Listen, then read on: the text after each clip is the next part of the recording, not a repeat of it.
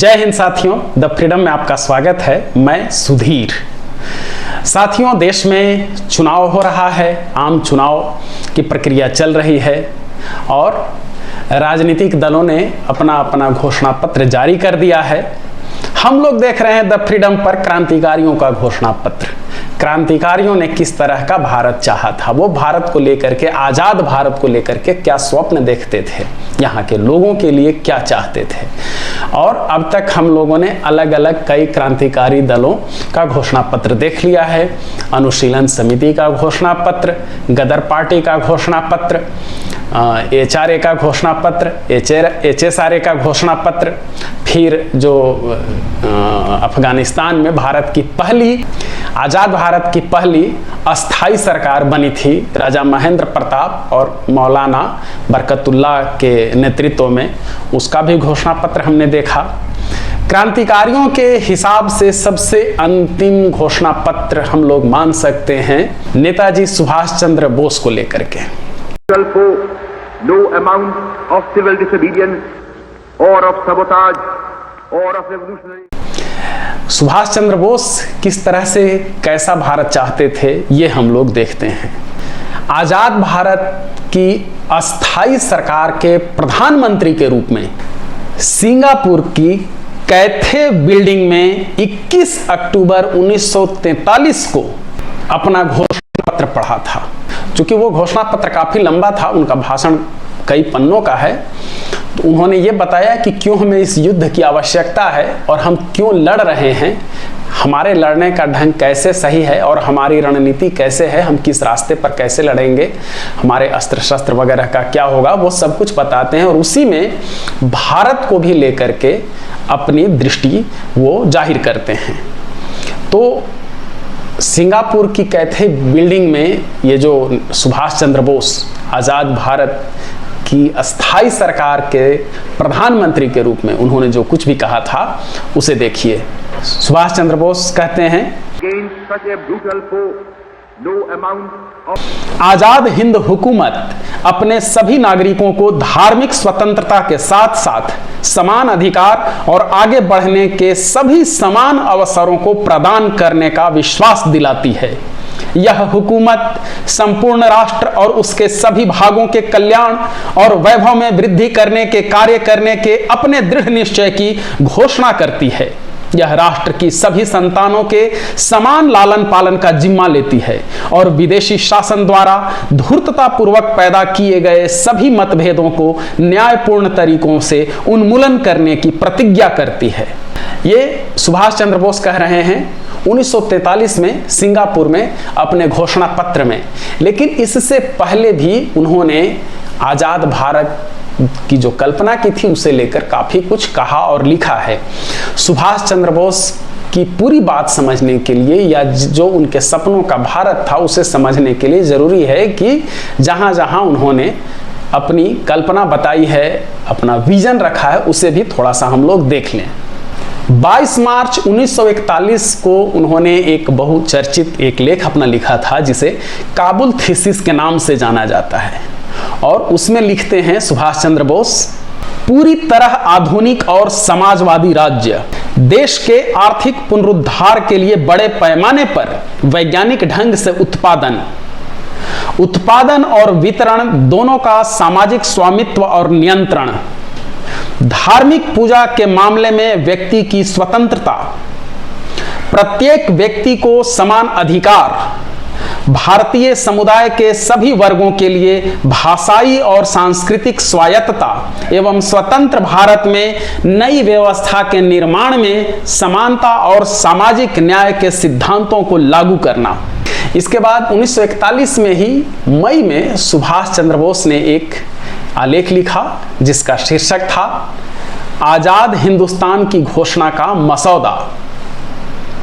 और इस मसौदा में लिखते हैं सुभाष चंद्र बोस, स्वतंत्र भारत में प्रत्येक व्यक्ति को धर्म, वर्ग या किसी और आधार पर बिना किसी भेदभाव के भोजन, काम, जीवन की आवश्यकताओं और विकास के समान अवसर की गारंटी होगी।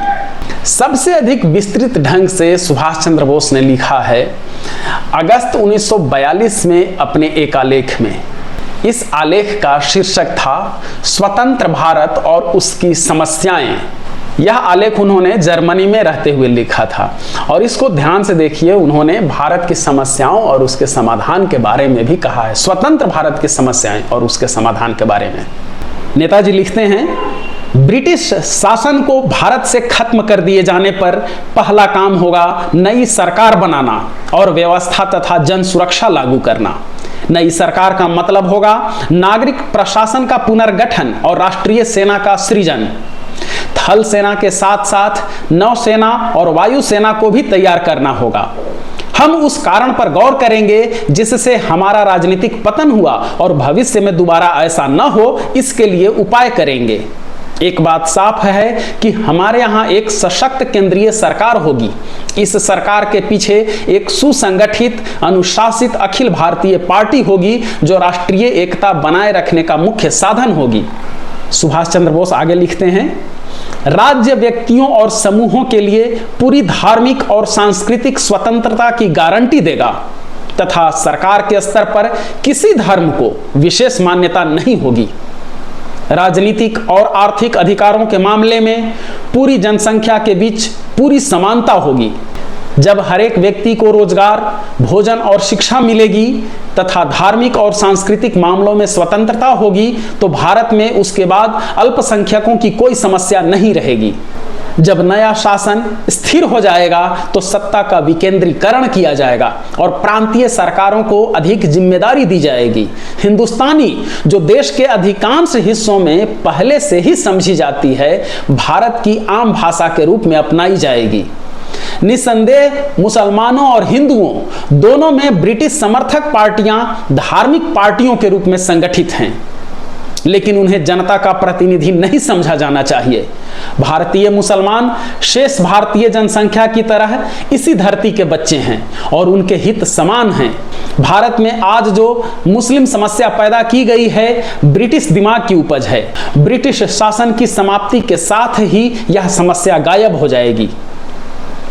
इसी लेख में नेताजी ने आगे लिखा है, भारत की मुख्य सामाजिक समस्या गरीबी और बेरोजगारी है। अगर भारत को गरीबी और बेरोजगारी की समस्या का समाधान करना है तो राज्य की मदद से औद्योगिकीकरण और वैज्ञानिक खेती लागू करने की जरूरत है।